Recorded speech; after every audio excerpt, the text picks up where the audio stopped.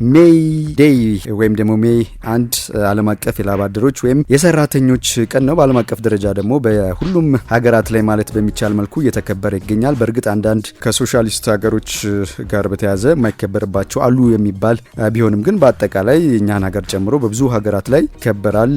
ሜይ ዴይ የሚለው ቃል ከአንድ ነገር ጋር ይያያዛል። ሜይ ዴይ እንግዲህ ከፈረንሳይኛ የተወሰደ ቃል ሲሆን ሜይ ዴይ ሄልፕ ሚ ወይም ደግሞ እርዳታን በችግር ውስጥ የሆነ ሰው ለመጠየቅ የመጠቀሚያ ቃል ነው። ይሄን ደግሞ አብዛኛውን ጊዜ የሚጠቀሙበት አውሮፕላን አብራሪዎች ወይም ደግሞ መርከበኞች ካፒቴኖቹ በቴክኒክ ችግርም ይሁን በአየር ጸባይ መለወጥ ብቻ በማንኛውም ችግር በረራ ላይ ሆነው ወይም እየተጓዙ ችግር በገጠማቸው ጊዜ በአቅራቢያቸው ላሉ አውሮፕላን መቆጣጠሪያ የሚያሳውቁበት ወይም የሚግባቡበት እንደ ኮድ አይነት ቃል ነው። ሜይ ዴይ የሚለው ማለት ነው።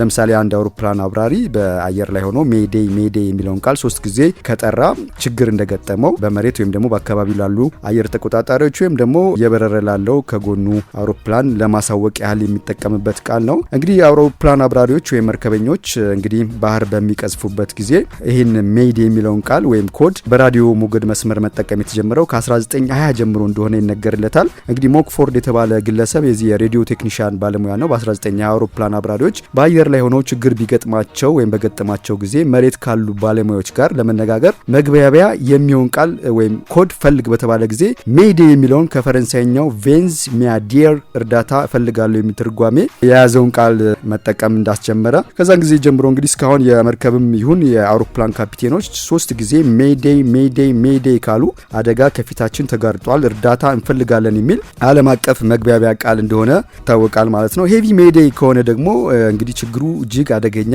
ወይም ውስብስብ ስለሆነ ፈጣን ምላሽ እፈልጋለሁ የሚል ቃል ነው። እንግዲህ አንድ ካፒቴኒን ከተጠቀመ ማለት ነው። ነገሩ ሜይ ዴይ የሚለው ቃል ብቻ አይደለም። በእርግጥ ሜይ ዴይ ዓለም አቀፍ በሁሉም ዘንድ የሚጠቀሙበት እንዳለ ሆኖ በተጨማሪ ግን ፓን ዲክሌሪንግ ኢመርጀንሲ፣ ዊልኮ፣ ሲሌንስ፣ ሜይ ዴይ የሚሉትም አደጋ በደረሰ ጊዜ ካፒቴኖች ይህን ቃል ለተቆጣጣሪዎች ለማሳወቂያ እንደ ኮድ ወይም እንደ መግባቢያ ይጠቀሙበታል ማለት ነው። ሜይ ዴይን ካነሳን እንግዲህ ሜይ ዴይ የሚለው ቃል ራሱ ከዚህ ጋር እንደሚያያዝ በዛው እንደው ትንሽ ለማሳየት ያህል ነው።